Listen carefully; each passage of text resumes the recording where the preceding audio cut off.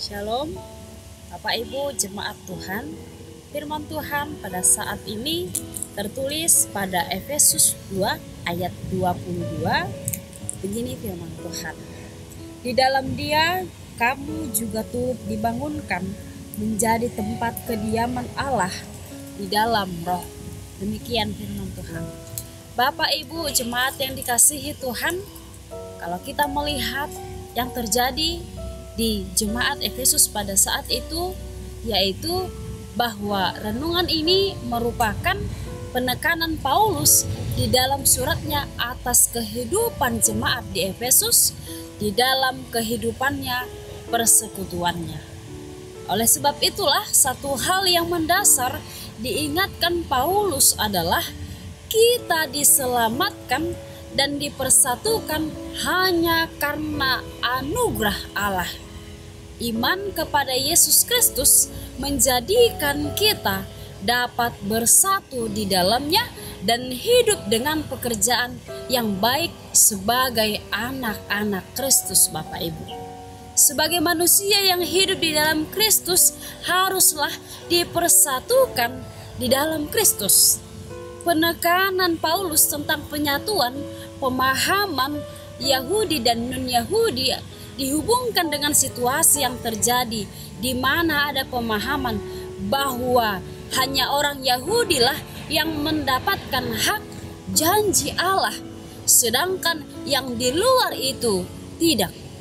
Oleh karena itu, Paulus menegaskan tentang Kristus yang mempersatukan Yahudi dan non-Yahudi, sehingga mereka yang dulunya jauh sekarang menjadi dekat dengan anugerah Kristus.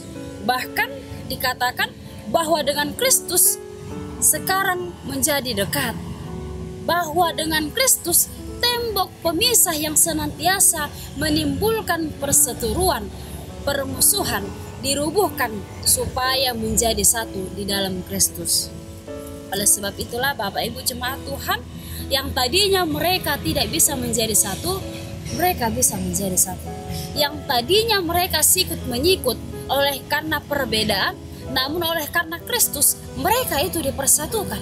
Yang tadinya mereka terpecah belah, sekarang mereka sudah menjadi satu oleh karena Kristus. Kesatuan ini dihubungkan dengan hak yang sama di hadapan Allah.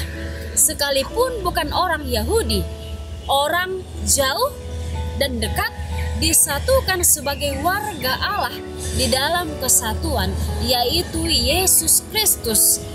Sebagai orang-orang kudus, kita dipersatukan oleh Allah. Kesatuan ini juga menjadikan tanggalnya keterasingan status yang ada sebagai orang non-Yahudi berubah menjadi sukacita sebagai keluarga Allah. Jemaat yang dikasihi Tuhan dipersatukan oleh Kristus yang dirancang untuk memenuhi bangunannya, setiap bangunan kedamaian Allah.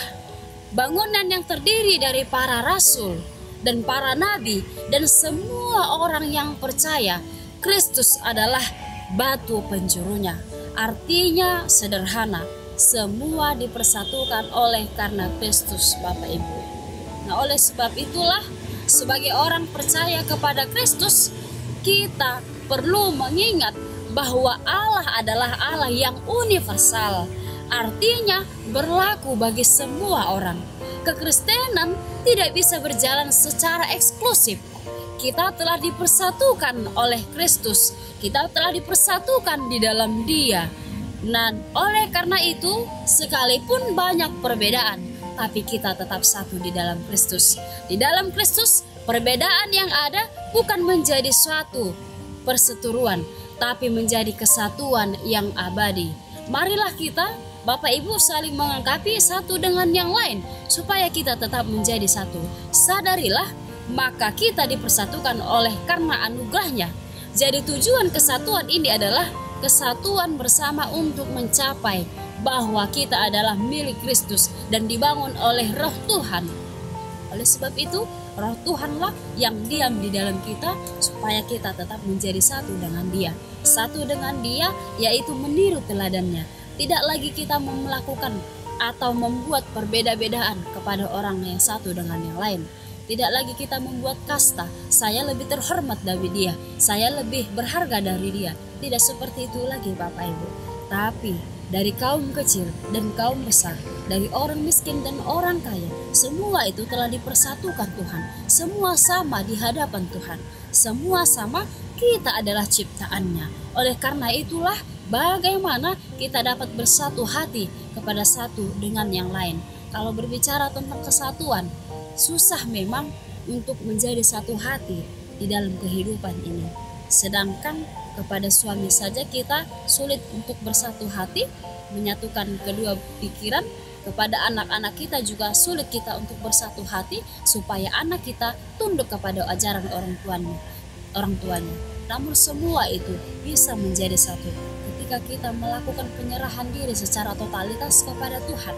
Dan biarlah Tuhan yang memelihara dan bekerja di dalam diri kita dan di dalam kehidupan kita masing-masing Bapak Ibu.